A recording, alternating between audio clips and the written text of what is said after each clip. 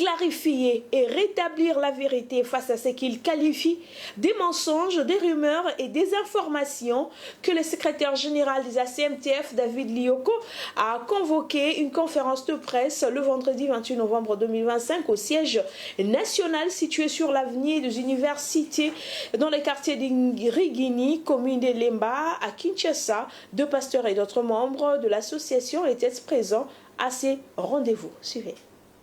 S'agissant du dossier pendant au tribunal des grandes instances de Matete, le pasteur André Vibidil affirme que le troisième administrateur des ACMTF, le révérend pasteur Jean-Claude Molipe, se serait présenté au tribunal de Matete en prétendant être le pasteur André Vibidil dans une affaire l'opposant et au premier administrateur. Le pasteur Molipe, sur base de la loi 004/2001, qui reconnaît à tout membre effectif le droit d'attaquer tout acte considéré comme étant irrégulier posé par l'association. C'est ainsi qu'il acterait en justice les ACMTF tels que représentés par le pasteur Carlos Baruti Kalala, qui venait d'obtenir l'arrêté ministériel subventionné reconnaissant sa qualité de représentant légal des ACMTF. Dans les archives authentiques et légales de l'association, démontre que les ACMTF n'ont jamais été l'œuvre d'un groupe restreint ou d'individus particuliers, mais plutôt les fruits d'une vision collective portée par plusieurs hommes de Dieu.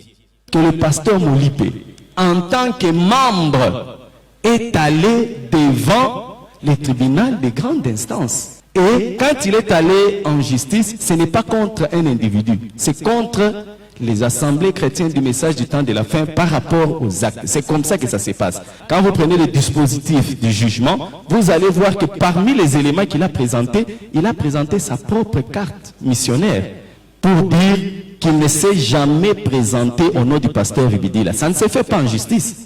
Le pasteur Molipe ne pouvait jamais se présenter au nom du pasteur Vibidil en justice, ça ne se fait pas. Il a été dit, le pasteur Carlos est allé accuser le pasteur Vibidil au Conseil d'État, etc.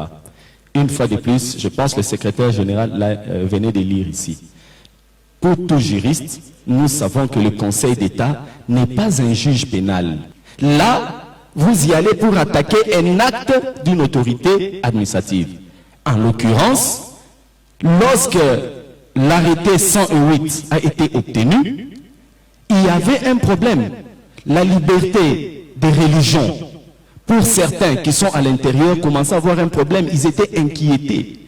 Alors, pour empêcher les effets de cet arrêté, en attendant que la procédure interne de recours gracieux soit faite, c'est comme ça que nous étions au Conseil d'État en référé liberté. Si il y a eu une action au Conseil d'État, ce n'était pas contre le pasteur Vibidil. On aurait encore compris si c'était dit contre l'acte ou l'arrêté pris par le ministre. Peut-être parler contre le ministre, mais pas contre lui. Donc, ce n'est pas exact cette allégation. Merci beaucoup.